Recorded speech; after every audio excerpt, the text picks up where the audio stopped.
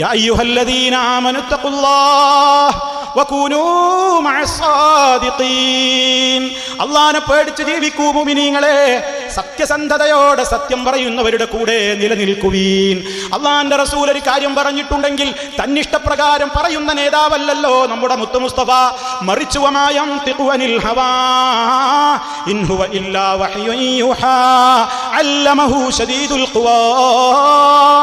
അള്ളാഹു പഠിപ്പിച്ചു കൊടുത്ത ശക്തമായ അതേ ആ റബ്ബ് തന്റെ ജിബ്രീലിലൂടെ പഠിപ്പിച്ചു കൊടുത്ത് വളരെ കൃത്യമായി പഠിപ്പിച്ചു കൊടുത്ത ആശയങ്ങളല്ലേ മുത്തു മുസ്തഫ നമുക്ക് പറഞ്ഞു തന്നത്.